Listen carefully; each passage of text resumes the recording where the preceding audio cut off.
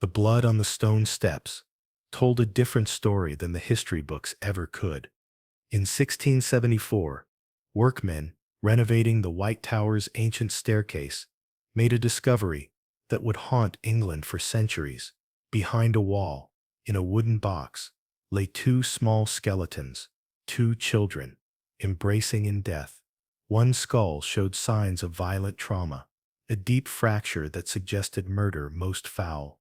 Everyone who stood there that day knew exactly who these children were, or at least, they thought they did. This is the story of Edward VII and Richard of York, the princes in the tower, two boys who vanished into history's darkest shadow, leaving behind only questions, accusations, and a mystery that has tormented historians for over 500 years. But to understand their fate, we must first understand the blood-soaked throne they were born to inherit. April 9th, 1483, King Edward IV of England drew his last breath. He left behind two sons, Edward, aged 12, and Richard, aged 9. Edward was now King Edward V, a boy king in a realm of wolves. The young Edward was at Ludlow Castle when news of his father's death arrived. His uncle, Anthony Woodville, Earl Rivers, immediately began preparations for the journey to London. The coronation was set for May 4th. Time was precious, but another uncle had different plans. Richard, Duke of Gloucester, was the most powerful man in the north of England. He was also Lord Protector, appointed by the late king to guide young Edward until he came of age. When Richard heard of his brother's death, he moved swiftly, very swiftly indeed. On April 29th, the two parties met at Stony Stratford. Richard embraced his nephew warmly. "Your Majesty," he said, kneeling before the boy, "I am here to serve you." That night, Richard invited Earl Rivers to dinner. Rivers never returned. By morning, he was in chains, accused of treason. Within weeks, his head would decorate a spike on Pontefract Castle. Young Edward was now entirely in his uncle's hands. Richard escorted the boy king to London with great ceremony. Crowds lined the streets. Bells rang from every church. But something felt wrong. The scheduled coronation date of May 4th came and went. Richard announced a new date, June 22nd. "The realm must be properly prepared," he explained. Edward was lodged in the Tower of London. This was tradition, Richard assured everyone. Kings always stayed in the Tower before their coronation. The Tower was a palace as well as a fortress. It had royal apartments, gardens, even a menagerie of exotic animals. But it was also a prison. And prisons, as young Edward would soon learn, are easier to enter than to leave. In May, Edward's younger brother Richard arrived at the Tower. Their mother, Elizabeth Woodville, had taken sanctuary in Westminster Abbey with her daughters. She refused to give up young Richard. She knew something was terribly wrong. But the Archbishop of Canterbury himself came to persuade her. "The king needs his brother," the Archbishop said. "Think how lonely he must be. Would you deny him this comfort?" With great reluctance, Elizabeth handed over her younger son. She would never see him again. The two princes were now together in the Tower. Observers reported seeing them playing in the gardens. They practiced archery. They were seen at the windows, watching the Thames flow by. Sir Robert Brackenbury, the new constable of the Tower, was ordered to guard them carefully. But guard them from what? Or from whom? June arrived with shocking news. On June 22nd, the date set for Edward's coronation, something else happened instead. A priest named Dr. Ralph Shaw climbed the steps of St. Paul's Cross, London's most important public pulpit. What he said next changed everything. "Bastard slips shall not take deep root." The crowd gasped. Shea continued, his voice rising. King Edward IV's marriage to Elizabeth Woodville was invalid. The late king had been pre-contracted to marry another woman, Lady Eleanor Butler. This made his marriage to Elizabeth bigamous, and their children illegitimate, bastards with no claim to the throne. The timing was remarkable. The evidence was questionable. Lady Eleanor Butler had been conveniently dead for 15 years. No proof of this pre-contract was ever produced. But it didn't matter. Parliament assembled hastily. A document called Titulus Regius was drawn up, declaring the princes illegitimate. On June 26th, Richard, Duke of Gloucester, was crowned King Richard III. The princes remained in the Tower. July 1483. The last confirmed sightings. Dr. John Argentine, Edward's physician, later fled to France. He told anyone who would listen about his final conversations with the young king. The boy knew he was going to die, Argentine said. He spent his days in prayer and confession, preparing his soul for heaven. Edward had stopped believing in rescue. He had stopped believing in justice. At 12 years old, he was preparing for death. A Tower official, named John Dighton, later reported seeing the boys playing on the Tower Green in July. They seemed thinner, paler. They no longer laughed. By August, they were no longer seen at all. The windows of their apartments stayed empty. The gardens fell silent. When foreign ambassadors asked about the princes, they were told the boys were ill. Then, that they were being kept in seclusion for their safety. Then, nothing. The Great Chronicle of London, written by contemporary merchants, contains a chilling entry. The children of King Edward were seen shooting and playing in the garden of the Tower by sundry times, but after Easter, they were never seen again. The rumors began almost immediately. Dominic Mancini, an Italian visitor to London, wrote that even before Richard's coronation, people were whispering, "The young king and his brother have been done away with," they said, "murdered in their beds." But who would dare such a crime? The obvious suspect was King Richard III. He had the most to gain from their deaths. As long as the princes lived, his claim to the throne was questionable, even declared illegitimate. They were still Edward IV's sons. People remembered them. Some even plotted to rescue them. Thomas More, writing 30 years later, claimed to know exactly what happened. According to More, Richard sent a letter to Sir Robert Brackenbury, the constable of the Tower. "Kill the princes," it ordered. Brackenbury refused.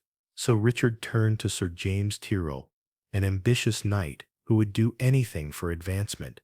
Tyrrell recruited 2 men, Miles Forrest, a murderer already condemned to death, and John Dighton, his own servant. On the night of September 3rd, 1483, they crept into the prince's chamber. The boys were asleep. Forrest and Dighton pressed pillows over their faces. The younger boy, Richard, struggled violently. His brother Edward, weakened by weeks of despair, died quickly. Within minutes, both were dead. Tyrrell ordered the bodies buried at the foot of a staircase, under a pile of stones. But is this what really happened? More never revealed his sources. He was writing during the reign of Henry VII, who had defeated Richard III at Bosworth Field. Henry had married Elizabeth of York, the prince's sister. He had every reason to blacken Richard's name. And there are problems with More's account. Why would Brackenbury refuse a direct royal order, yet remain as constable? Why would Richard use condemned criminals who might talk? And most puzzling of all, why were the bodies left in the Tower where they might be discovered? Some historians propose a different theory. What if Richard III was innocent?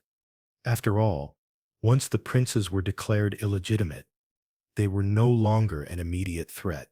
Richard was king. He was accepted by Parliament. Killing children, even royal children, would be an enormous risk.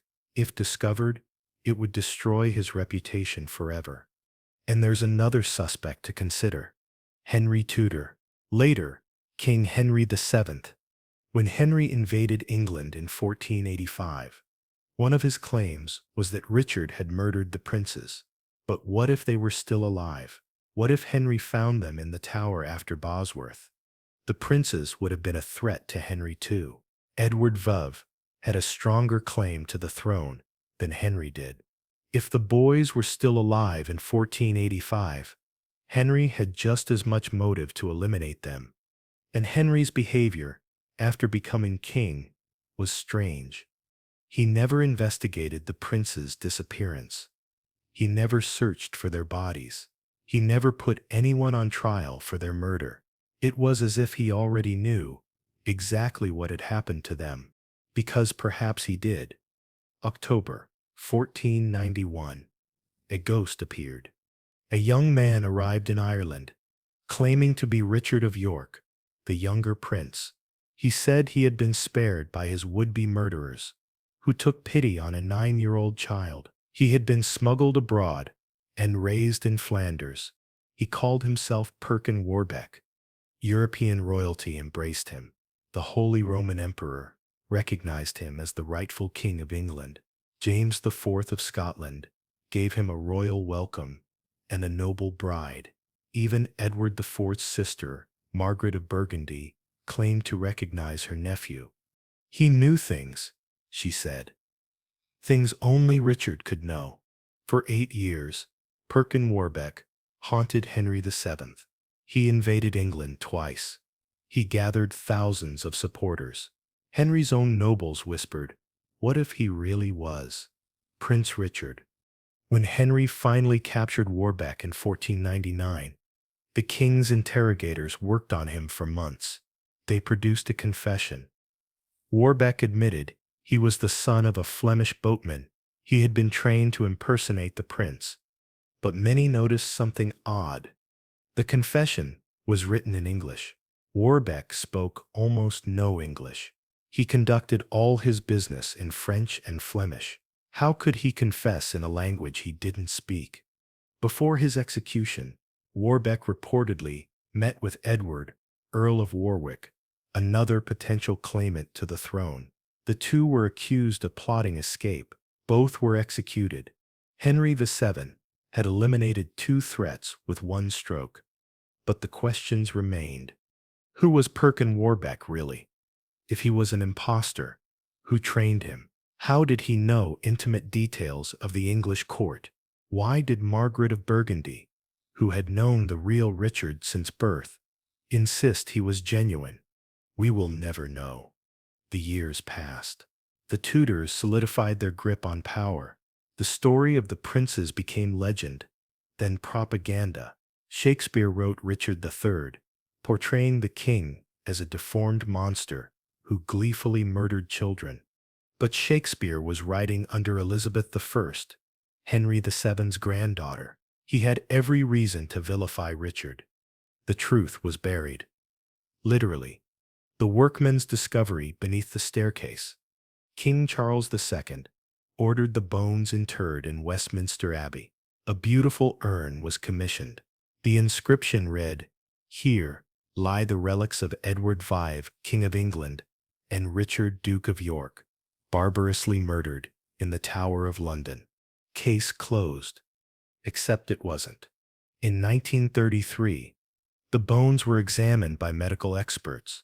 Their conclusion, 2 children, aged approximately 10 and 12, consistent with the prince's ages in 1483. The elder child's skull showed evidence of a blow. The younger skeleton was incomplete, but showed signs of suffocation. It seemed conclusive. Then came modern science. In the 1990s, historians requested DNA testing. Compare the bones to living descendants of the prince's family. Finally, conclusive proof of identity. Queen Elizabeth II refused. "Those bones," she declared, "will not be disturbed again." Some saw this as respect for the dead. Others wondered what the Queen feared might be discovered. Because there are problems with the bones. Carbon dating might reveal they're much older than 1483. They might be Roman or Saxon. The Tower of London stands on ancient ground. Bodies have been buried there for 2,000 years. The original examination was flawed. One skeleton might be female. The ages might be wrong. Without DNA testing, we cannot be certain these are the princes at all. And even if they are, we still don't know who killed them. Richard III's defenders point to his character. He was known for his loyalty to his brother Edward I. He was a skilled administrator, popular in the north. Would such a man murder his nephews? But power corrupts, and the throne of England was the ultimate power. Henry VII's supporters argue he had no opportunity. The princes vanished in 1483. Henry didn't invade until 1485. How could he kill children who were already dead? Unless they weren't dead. Unless they were hidden, waiting, hoping for rescue that never came. There's one more theory, the darkest of all. What if the princes weren't murdered by their uncle or Henry Tudor? What if they were killed by someone else entirely? The Duke of Buckingham, Richard III's closest ally, then his bitter enemy.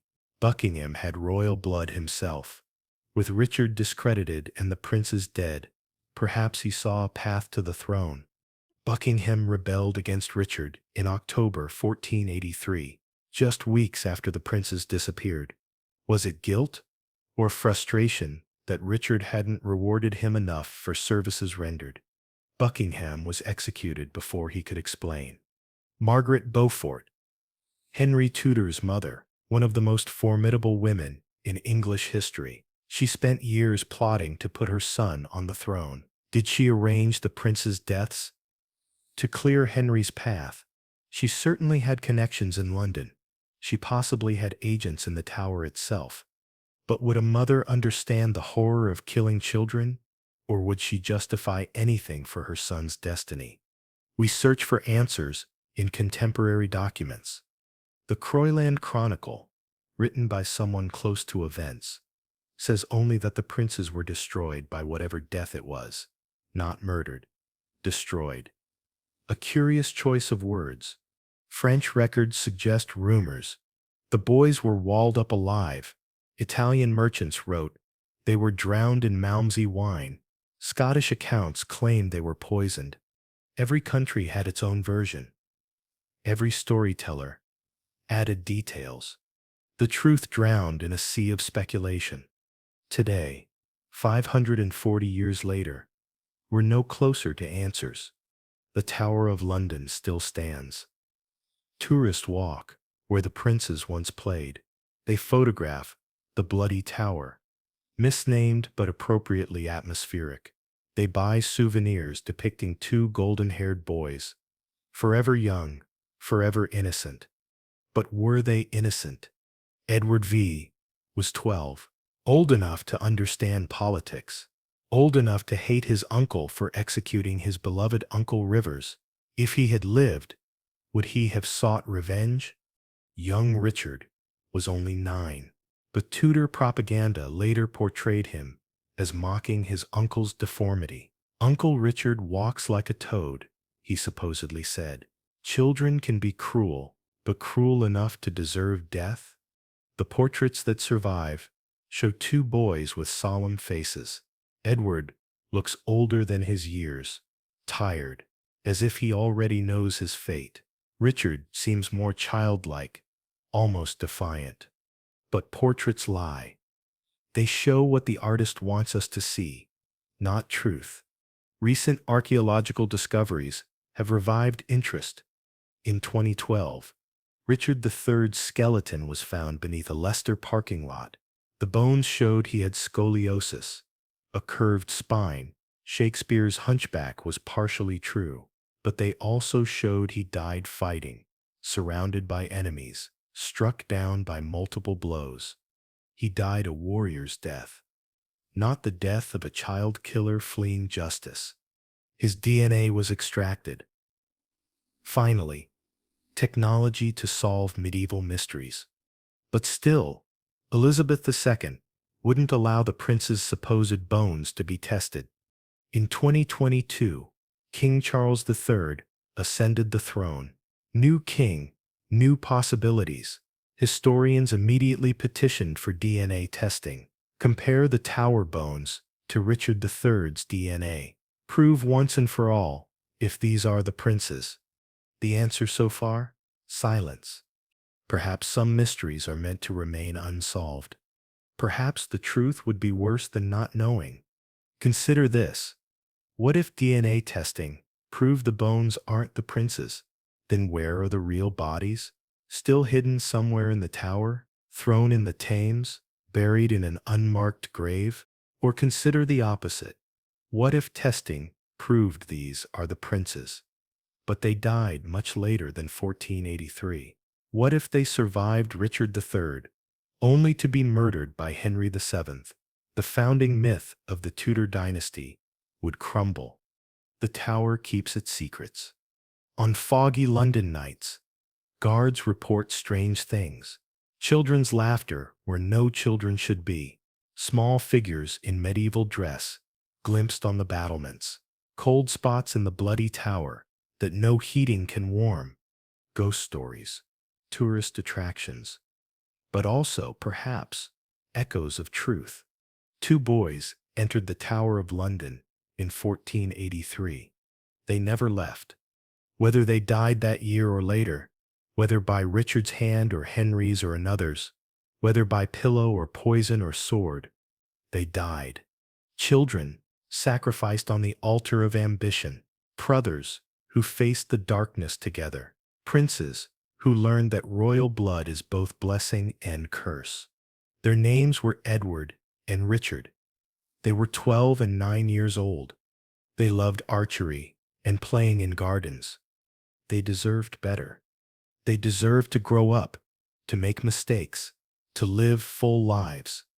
Instead, they became history's most famous victims, symbols of innocence destroyed by power, reminders that sometimes there are no heroes in history, only survivors and victims, and questions that echo through centuries, unanswered and perhaps unanswerable. Who killed the princes in the Tower? We may never know, but perhaps the real question isn't who killed them.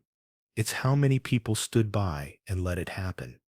The guards who heard the screams, the servants who saw too much, the nobles who asked no questions, the church that blessed the usurper, the people who accepted a new king while two boys vanished. Evil triumphs when good men do nothing.